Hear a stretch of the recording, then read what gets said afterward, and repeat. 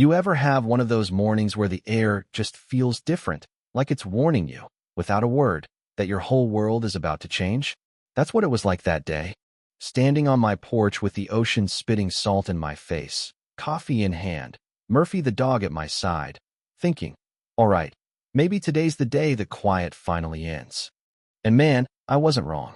I'd moved out here years ago, after my wife died, thinking this little patch of sand and wind, her granddad's old cabin wedged between the cliffs and the Pacific, might finally give me peace. No HOA board threatening me with fines for leaving a bucket on the porch, no plastic-smiling neighbors watching every move, just wind, sea, and the kind of silence that settles into your bones. But all that changed the moment I spotted that black SUV just past the dunes, windows too dark, doors too shiny. Not a lifeguard, not a lost tourist, nope. The side said it all, Sea View Bluffs Property Association. That logo gleamed like a threat. Out stepped three men, all boots and badges, not quite cops, but trying real hard to look the part. One of them, big guy, mirrored shades, walked up like he owned the sand under his feet and called out my name, all polite menace. I didn't answer, just watched their hands and kept my coffee between me and the trouble brewing. Enforcement Division, he said, flipping his badge. I laughed, couldn't help it. Last I checked, the HOA isn't the damn sheriff's department. But he kept going, talking about buffer zones, compliance, community covenants. Legalese meant to make you second-guess what you already know is yours. His buddy started snapping photos of my place, porch, wind chimes, kayak rack, acting like they'd already claimed it. You're trespassing, I told them, voice flat. They tossed out some nonsense about a coastal revitalization project, said my cabin was non-conforming. That word stings. When you hear it from the lips of someone who's never put a nail in a wall or fixed a leaky roof. We're just notifying you, sir, the tall one said. This building's under review, might be removed. Pending assessment. I set my cup down, got real close, let him see I wasn't bluffing. This place is grandfathered in, I said. You got nothing but a badge and a bluff. He smirked. We've got backing, legal, political, sheriff support. That was a lie. I know the deputies here. One of them owes me his life. They left soon after, walking back across the sand, smug as bankers, with someone else's mortgage. But I knew they'd be back. That's how this always starts. First the talk, then the paperwork, then the pressure. People think a cabin is just wood and nails. But it's more than that, especially when it's the only thing left tying you to someone you loved. I spent that night wide awake, listening to the wind and every creak in the floorboards. I remembered sanding these planks with my wife's father, back when we thought life might get easy for a while. He left me this place when he died. The only thing he wrote in his will, don't let them take it, not for anything. At the time, I thought he was being dramatic. But now, I finally understood. Over the years, the HOA tried everything. Letters, fines, bogus claims that their jurisdiction somehow reached all the way down to the waterline. They'd failed every time, but they never stopped. Last time, they even sent a drone to hover over my deck, filming me like I was some kind of criminal. I reported it, of course, but the sheriff's deputy just shrugged, said it was a civil matter. That's how HOAs work. They love gray areas. They love making you feel like the law is always just out of your reach. But this time, they'd crossed a line. I dug out every document I had, deeds, boundary maps, correspondence, even my old Marine Corps rules of engagement. If they wanted a fight, I was going to make them regret it. I called Jake, an old friend from my recon days who works as a surveyor now. You look like hell, he said when he saw me. You'll feel worse when I tell you why. I laid it all out, every bogus claim, every threat. Jake didn't blink. Vivian Delaney's pushing for shoreline control, he said. She's got backers lining up to buy out anyone she can squeeze.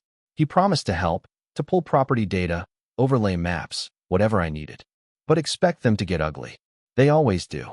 That night, I caught 3 more of them on my land. Clipboard, drone, measuring wheel. Didn't see me in the dark, so I just filmed the whole thing. When I stepped out and turned on the lights, they scattered like roaches. Murphy barked till his throat was sore. But I knew they'd be back, and next time, they wouldn't come quietly. A few days later, they showed up in force. 3 vehicles, high-vis vests, tripods, a whole circus. They handed me a violation. Notice, called my cabin a non-conforming hazard, threatened reclamation. I laughed. You mean seizure? They tried to buy me out, triple market value. I told them, it's not for sale. They didn't like that. Next night, someone tagged my cabin in red spray paint. Illegal. I scrubbed it off, arms burning, but the word burned deeper. They were trying to break me, not just take my land. So, I went to the sheriff. Alvarez, young guy, took my report, gave me this civil matter runaround, just like before. They count on that. The gray zone, the loopholes, the silence. That night, I set up trail cameras and floodlights, cleaned my rifle for the first time in years, loaded a few blanks. Didn't want violence, but I wasn't going to let them sneak up in the dark. And sure enough, just past midnight, two of them crept onto my land. Pry bar, tool belt, whispering in the dune grass. I let off 2 shots. Over the water, nothing but blanks, but it sent them running. Murphy chased after, barking like a banshee. I stood on the porch, rifle in hand, watching the tide come in. Next morning, half the neighborhood knew. A surfer caught it all on camera, and by sundown, it was viral. HOA bullies try to intimidate vet, get a wake-up call. Suddenly, it wasn't just me and the HOA. News vans, letters from strangers, a spotlight I never wanted, but the one thing the HOA hated most. And that's when it all started to unravel.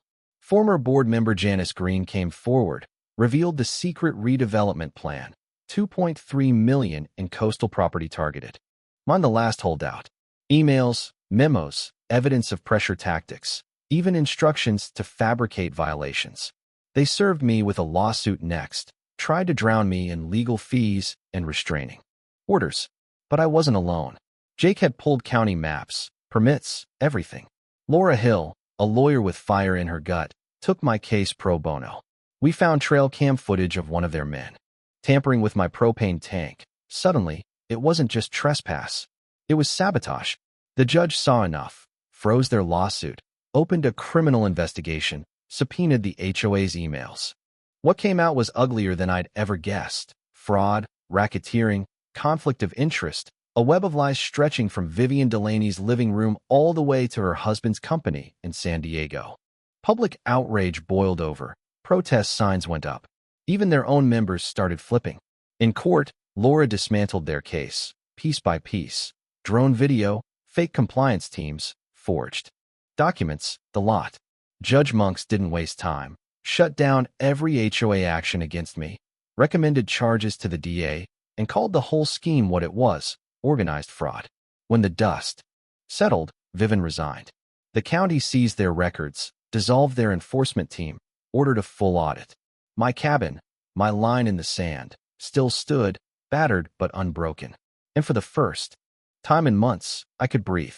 The ocean was just the ocean again. No threat in the wind, no strangers in the night.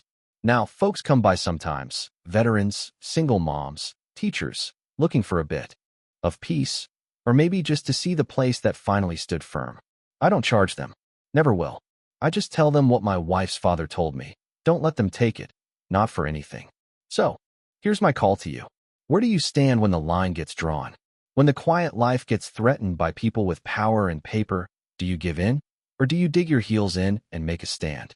Because justice, real justice, doesn't come easy. But it's worth fighting for, even if you have to do it with nothing but backbone, old memories, and a dog named Murphy at your side. You know what I mean?